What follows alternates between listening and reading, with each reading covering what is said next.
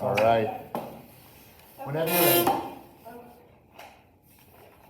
Hi, my name is Haley Burns, and this is my senior project presentation.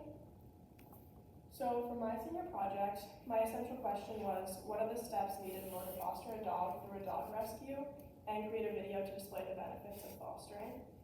So during this project, I had only 2 different fosters. That one, his name was Greedo. We had him for about like a month in October. And then this was Sam. He's more who I based my video on and who I got to actually film clips of. And we had him for about a month in March. So for my project, obviously I wanted to foster the couple dogs. And then I wanted to film the entire process and also a couple things that people might have questions about or might be wondering about fostering, such as the benefits, the responsibilities, the cost, where to begin, and things like that. And then I also wanted to get more of the real aspect of it, so I wanted to film actual videos when I picked him up from the shelter and all the things I did with him to show more about it and what it's actually like. So for my fostering background, my family started fostering dogs in about 2010, so about 8 years ago. My parents thought it was a good idea because when I was younger, I was obsessed with dogs. So they thought it was a good way of getting a puppy without having to keep a puppy, because puppies are a lot of work, so they obviously didn't want that. And then since then, we've had probably around 50 different fosters over the past 8 years. They've all been different. They all have different backgrounds and pasts, so I have a lot of experience with all of that. And so why I chose this project. So my background of fostering is mainly why I chose this project and my love for animals. So it's a picture where me and Kayla were younger, when we had to go pick up one of the fosters, and then that was our very first foster that we ever had.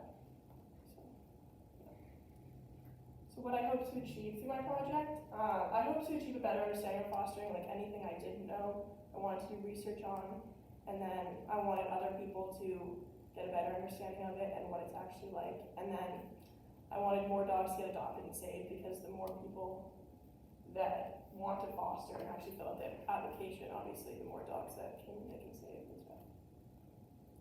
So my research overview. So for most of my research, I did know a lot of things about fostering, but I did look into more where the dogs come from. So they all come from the South, mostly the states like Alabama, Tennessee, Mississippi, states like that, because of the lack of spay and neuter laws and lack of animal control and care. So and their shelters are really overrun with dogs and stuff because of that. So one way to fix that is to bring the dogs that they don't want, bring them here, because they have a more likely chance of getting adopted. I also covered the cost, which is virtually free, because you're basically helping out the shelter, so they're not going to leave you paying for anything. I covered what to expect, house training, pre-training, all basic training, socialization that you might need to do, and then how to get started, through the rescues nearby, and what applications to fill out and stuff.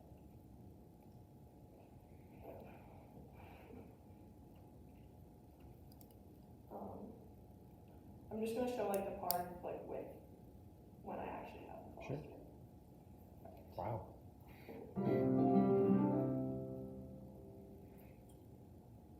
The person who at the shelter just texted me and told me that they have a dog that they need fostering for, so I'm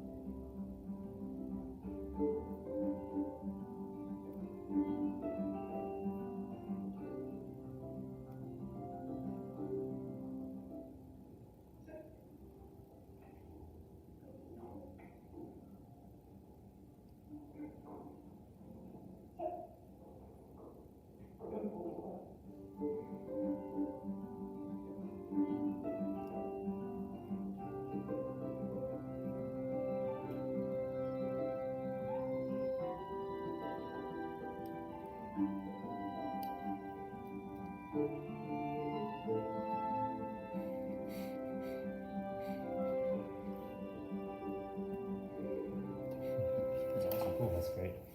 highlight.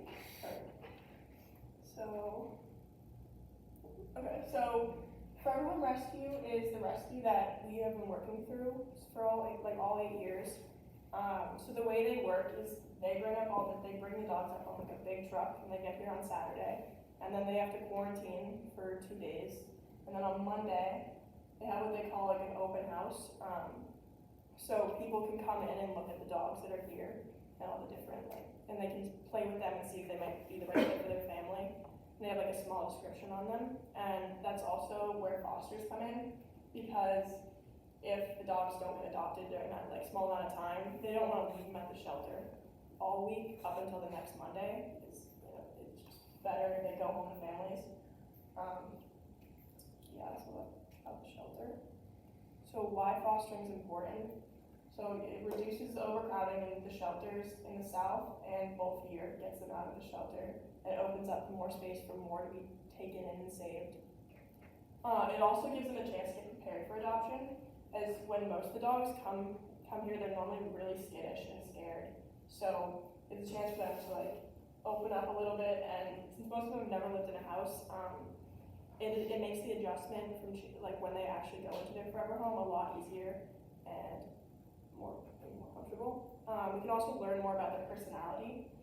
So like during the week, make them see like cats and small children, like other dogs, to see how they do and to know if they obviously shouldn't be in a home with those kind of things.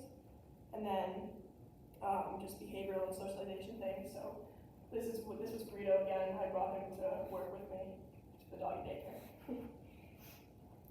So for my mentor, I chose my mom because she's grown up with dogs her whole life, and she has also obviously been there for all the fosters we've had, and like during the day, obviously I have school and stuff, so she definitely needs to help out.